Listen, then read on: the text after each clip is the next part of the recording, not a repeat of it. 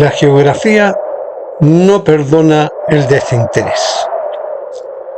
Las fronteras de una nación se dibujan solo con la tinta de los tratados, sino con las huellas de quienes se atreven a visitarlos. Bienvenidos al segundo episodio de nuestra travesía.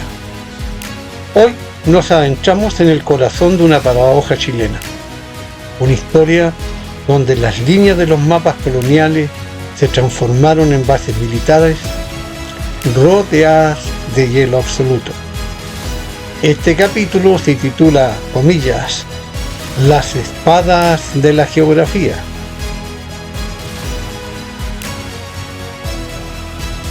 Para entender por qué Chile reclama el continente blanco, debemos retroceder en el tiempo, mucho antes de la tecnología moderna. Viajemos al siglo XVI. Divide el Nuevo Mundo. El emperador Carlos V divide el Nuevo Mundo. Otorga a Pedro de Valdivia la gobernación de Nueva Extremadura. Las instrucciones eran claras. El territorio se extendía hasta el estrecho de Magallanes y, citamos, comillas, las tierras al otro lado de él. En aquellos años, el Mar del Sur era un misterio aterrador. El comodoro Gabriel de Castilla y los marineros españoles ya avistaban las primeras islas heladas. No eran tierras fértiles, no había oro, había un desierto blanco, hostil y aparentemente infinito. La corona española reclamó estos espacios por derecho de descubrimiento, una soberanía abstracta, jurídica, que la joven República de Chile heredó en 1810 bajo el principio de uti possedit juridis. Lo que era de España ahora era chileno. Pero el papel resiste todo, el hielo no. Durante el primer siglo de vida independiente, el reclamo antártico chileno fue una declaración latente, una herencia guardada en los archivos de Santiago, esperando el momento en que el país tuviera la capacidad real de mirar hacia el polo. Esa capacidad no vendría de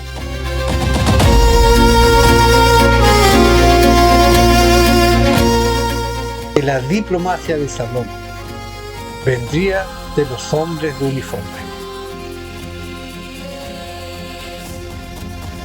Invierno de 1916. El mundo estaba concentrado en la brutalidad de la Primera Guerra Mundial en Europa. Mientras tanto, en el extremo sur del planeta, se gesta una de las mayores epopeyas de supervivencia humana. La expedición británica de Sir Ernest Shackleton ha fracasado. Su barco, el Endurance, fue triturado por el hielo acumulado en el mar de Weddell. 22 hombres quedan atrapados en la remota isla Elefante. Están hambrientos, enfermos y al borde de la muerte. 3 misiones internacionales de rescate intentan llegar a ella. 3 misiones que fracasan rotundamente ante el muro del hielo. Es en ese momento de desesperación cuando entra en la historia el piloto Luis Pardo Villalón, al mando de un pequeño y viejo escampadias de la Armada de Chile, el Yelcho. El Yelcho no tenía doble casco para el hielo, no tenía calefacción adecuada, carecía de radio. Era, a ojos de cualquier experto, una misión suicida. Antes de zarpar de Punta Arenas, el piloto Pardo escribe una carta de despedida a su padre. Sus palabras reflejan el espíritu de una época. Dice, comillas, la tarea es grande, pero nada me asusta. Soy chileno. Dos consideraciones me hacen hacer frente a estos peligros: salvar a los náufragos y dar gloria a Chile. Si triunfo, habré cumplido con mi deber. Si muero, habré caído sirviendo a la patria. El 30 de agosto de 1916, desafiando las leyes de la navegación, el piloto Pardo y su tripulación chilena rescatan con vida a todos los hombres del Shackleton. El mundo entero aplaude la hazaña. Pero detrás del heroísmo humanitario se consolidó un hecho geopolítico irreversible. La Armada de Chile demostró que dominaba los mares australes. Nadie conocía esos canales y accesos mejor que ellos.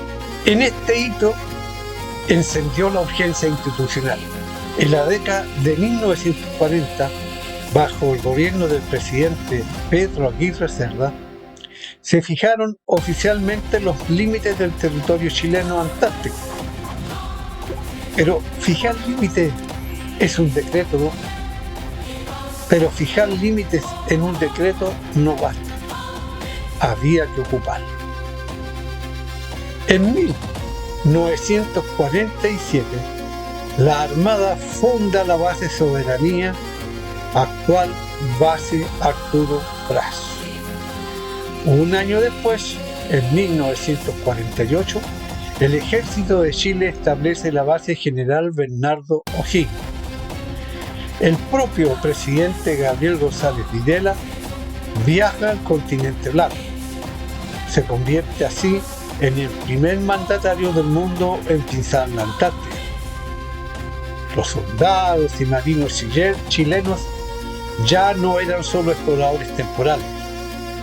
Se transformaron en constructores, meteorólogos y científicos. Cambiaron las comodidades de las ciudades por turnos de aislamiento absoluto en medio de la ventisca polar.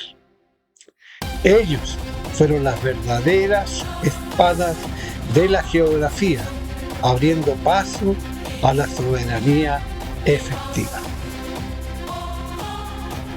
Durante la segunda mitad del siglo XX, el pensamiento militar chileno comenzó a estructurar la relevancia de este esfuerzo. Dos figuras destacan en la configuración del pensamiento geopolítico nacional: el general Ramón Cañas Montalva y posteriormente el general Augusto Pinochet. Cañas Montalva fue un visionario subestimado.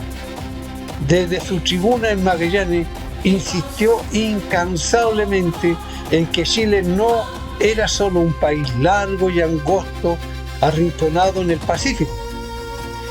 Él acuñó e impulsó la tesis de la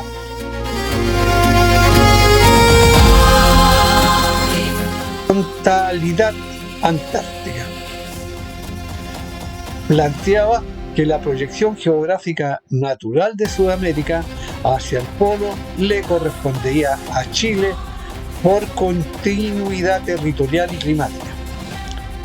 Para Cañas Montalva, el estrecho de Magallanes y la Antártica eran piezas de un mismo engranaje de poder mundial.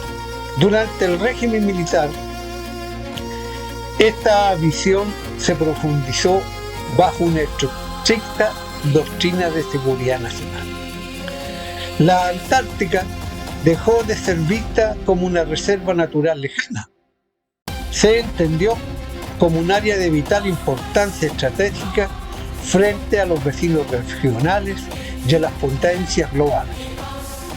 En 1984, la Fuerza Aérea de Chile da un paso clave.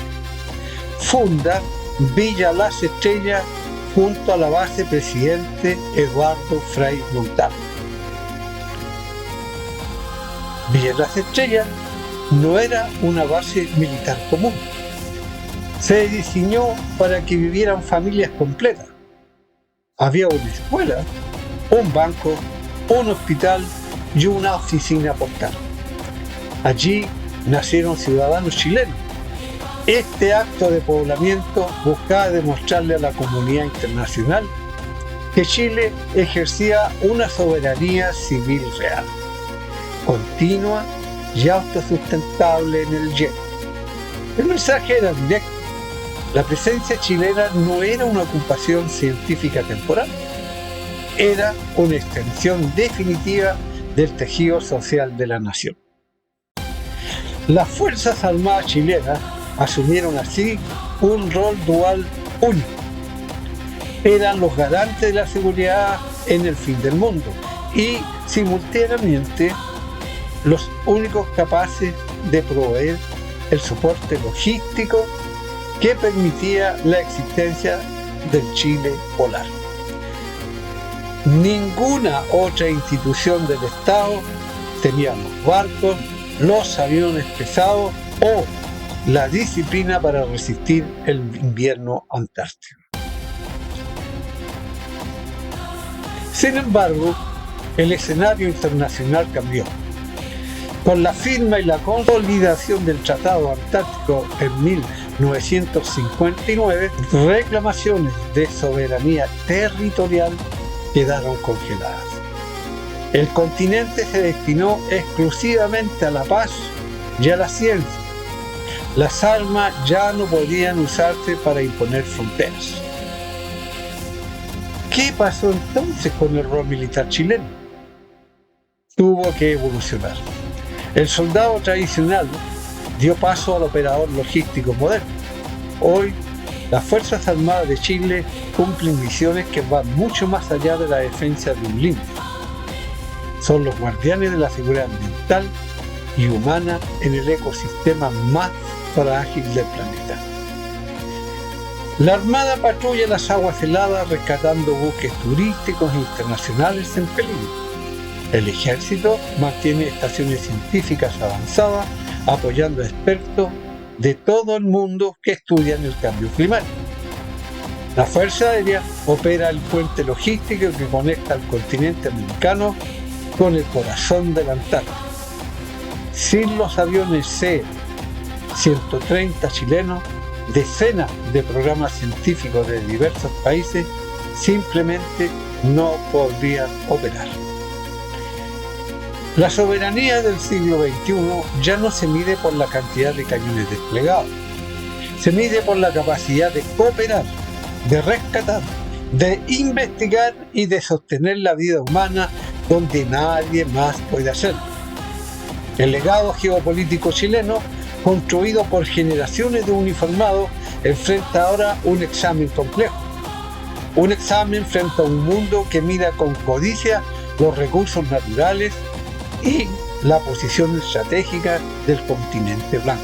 Las Fuerzas Armadas chilenas cumplieron su tarea histórica. Consiguieron asegurar una presencia ininterrumpida y un respeto internacional ganado en la Báltica. Abrieron la ruta, pero la geografía no se detiene en el polo. La proyección antártica chilena no se entiende por sí sola. Cobra pleno sentido cuando descubrimos que Chile no es solo un territorio sudamericano, sino el eje de un mapa mucho más grande. Un mapa que conecta tres mundos diferentes. Episodio: levantaremos la mirada para analizar cómo Chile se posiciona como una potencia global, única a través de su estatus tricontinental. Descubriremos el valor geopolítico de la isla de Pascua y los secretos que revela la cartografía avanzada de el HD3. Acompáñenlos en el próximo capítulo, La llave de tres continentes. Muchas gracias por escucharnos. Y será hasta la próxima. Que tengan una buena semana.